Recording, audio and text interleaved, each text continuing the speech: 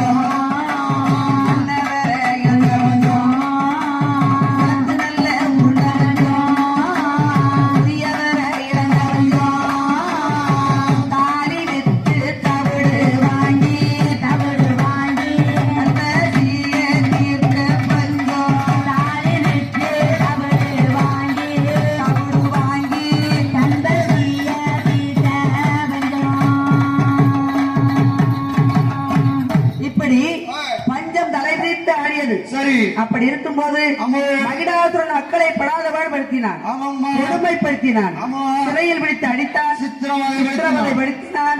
இதையெல்லாம் கண்ட தேவர்கள் முனிவர்கள் கைகூப்பி வணங்கினார்கள், கண்ணீரை வடித்தார்கள். யாரை எண்ணி? பார்க்கடலே பள்ளி கொண்டிருக்கும் ஸ்ரீம நாராயணன் ஆபத்து தாண்டவன் அநாத ரட்சகனை.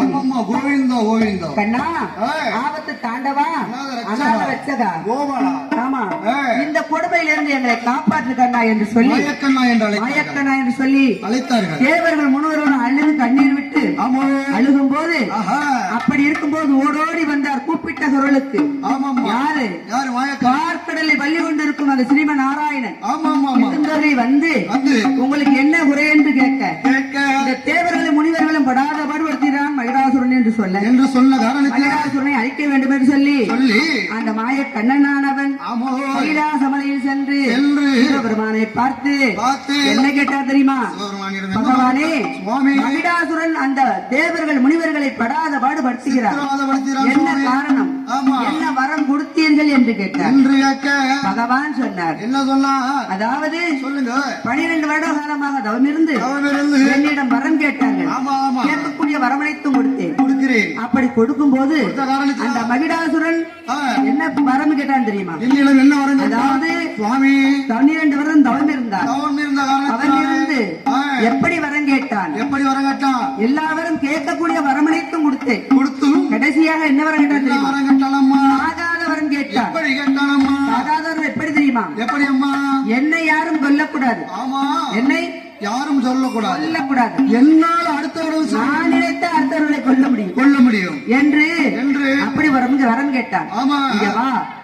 கொல்லாத சாகாத வரம் எவருக்கும் கிடையாது. இறப்பு நூன் பிறப்பு நூன் இறப்பு நூன் இறப்பு கொண்டு கண்டிப்பாக இருக்கும். ஆமாப்பா ஆகையாலே ஆமா உனக்கு எப்படி சாக வேண்டும் என்று வரம் கேளு தருகிறேன் என்றார். சிவபெருமான் சொன்ன காரணத்தினால உடனே யோசனை பண்ணி வரம் கேட்கிறான். ஆமா பகவானே, ஆமா எனக்கு எப்படி ஒரு வரம் தருந்தா? எப்படி வர வேணுமா? அதாவது சொல்லுங்க. ஆண்களாலே சாவு வரக்கூடாது, ஆமாம்மா ஆயுதத்தாலே சாவு வரக்கூடாது. ஆமாம்மா அதாவது காற்றாலும் ஆ. மழையாலும் ஆ. நீராலும் ஆ. நெருப்பாலும் ஆ. எவராலும் மரணம் நேரக்கூடாது பகவானே. ஆக மொத்தம் சாவுங்கிறதே என் கண்ணுக்கு தெரியக்கூடாது பகவானே. எப்படிதான் உனக்கு சாக பெற வேண்டும் கேட்டார். ஆஹா அதாவது ஆ. பெண் வயிற்றிலே பிறக்கக்கூடாது. ஆமா எப்படி? ஆ.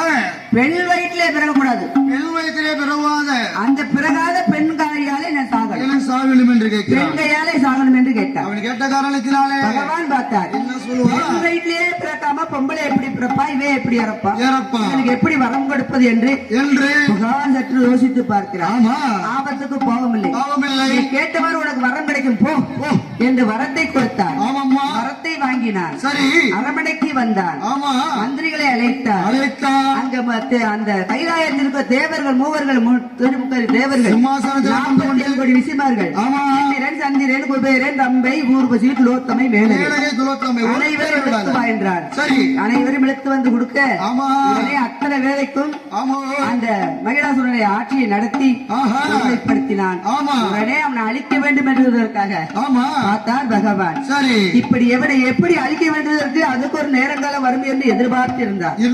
அந்த சமயத்திலேதான் மயக்கணம் அப்படி நினைக்கும் போது ஆமா எப்படி அழிக்க வேண்டும் என்று யோசனை பண்ணி கொண்டு இருந்தார். பகவான் நினைக்கும் போதுதான் ஆமா அந்த சிவபெருமான் கண்களை மூடி யோசித்துக் கொண்டிருக்கும் நேரத்திலே ஆமா சிவபெருமான் நெற்றிக் கண்களுக்கு ஒரு அபூர்வத்தை கண்டார். தன்னுடைய நெற்றிக்கலை திறந்து வைக்கிறார். அப்படி என்ன அபூர்வத்தை கண்டார்? அதிசயம் கண்டார். அதாவது சொல்லுங்கம்மா. நாகலோகத்தில் நடக்கக்கூடிய ரகசியம் இவருக்கு தெரியுது. நெற்றிக்கண்ணுக்கு தெரியுது. ஆமா. அங்க என்ன இந்த நடக்குதும்மா? காலத்துல கேமரா வைக்காங்க இல்லையா? ஆமாம்மா அந்த ஆமாம்மா காலத்துல சிவபெருமான் கேமரா நெற்றிக்கண்ணு. எல்லாத்துக்குமே ஒரு கேமரா ஆமா. நெற்றிக்கண்ணு இருக்கு. இரவு லோகத்தில் நடக்கிறதெல்லாம் ஒரு நெற்றிக்கல்ல கண்டுபிடிப்பார். ஆமா ஆமா ஆமா அப்படி சிவபெருமான் பார்த்தார். சரி என்ன பார்த்தார்? என்ன வாய்க்கிறான்? நாகலோக பட்டணத்திலே என்ன நடக்குது என்று நெற்றிக்கண்ணிலே ஆராய்ந்து அங்க பார்த்தார். வாய்க்கிறாங்க. என்ன நடக்குதும்மா நாகலோகப்பட்டினத்தில்? அப்படி பார்த்தார். ஆமா. அப்படி பார்க்கும் போது ஆமா. நாகலோக பட்டணத்திலே ஓ.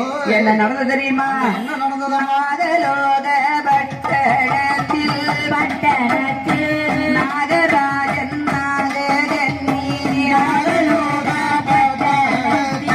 பட்டணத்தில் நாகராஜன் நாககன்னி செல்பூர் நல்ல செழிப்புடனே சீமானாக ஆனாலே உரசலில்லை, பட்டியத்தால் தாசையில்லை, சொத்தாலே உரசலில்லை, சொகுசாலே தாசியில்லை, மணலையில்லா பெருந்தவளை மணவருத்தம் கொண்டிருந்தாள். பெருந்தவளை மணவருத்தம்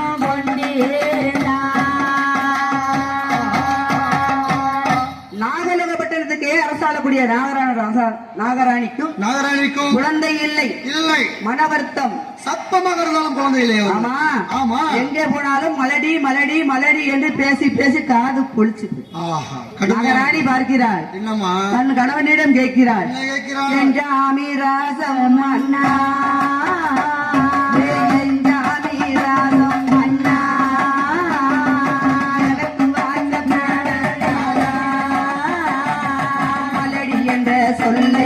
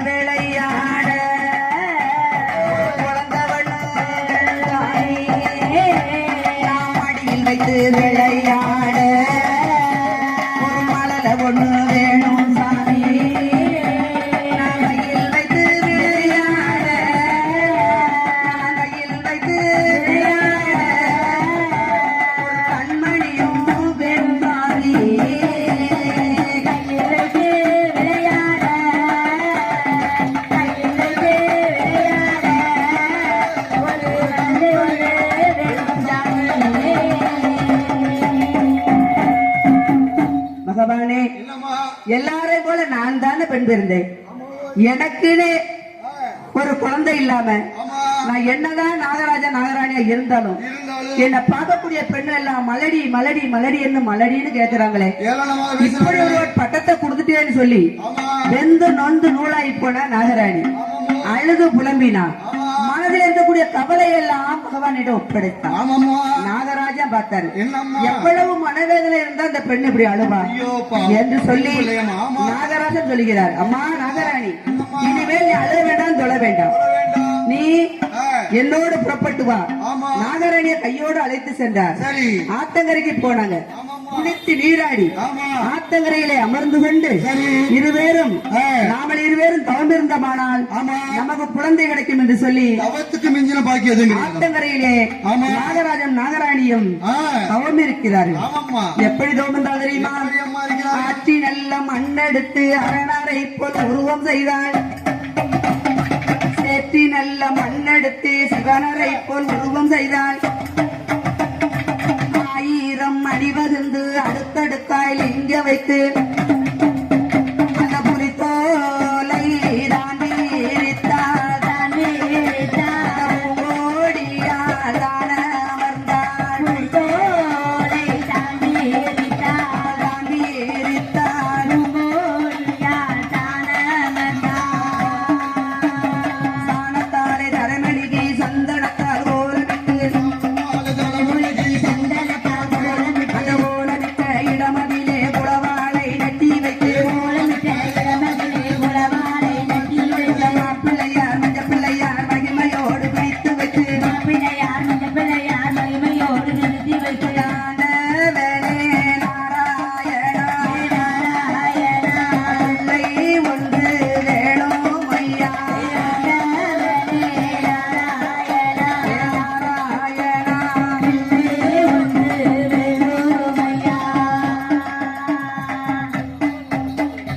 அப்படி ஆண்டவனே நாராயணா எனக்கு ஒரு பிள்ளை விட வேண்டும் என்று சொல்லி கைகூப்பி வணங்கி நாகராணியும் நாகராஜனும் தவம் இருப்பதை கண்டார் சிவபெருமான். அதை நெற்றிக்கண் கண்டு உடனே ஆமா கண்களை திறந்தார். சரி நாராயணன் கேட்கிறாரு, என்ன கேட்கிறார்? என்னையா பேசிக்கிட்டு இருக்கீங்களே திடீர்னு கண்ண மூடி உட்கார்ந்துட்டாரு, அதானம்மா என்ன என்று கேட்டார். கேட்ட நீர் காரணம் கேட்ட கேள்விக்கு பதில் கிடைத்ததுனா என்ன கிடைக்கும்? கண்ண மூடி உட்கார்ந்துட்டு கேட்ட வேலைக்கு உனக்கு எப்படியா பதில் கிடைக்கும்? இல்லை பொறுமையாக இருந்தால் அதுக்கு ஒரு விலை கிடைக்கும் என்று தெரிகிறது. அதாவது சொல்லுங்கம்மா.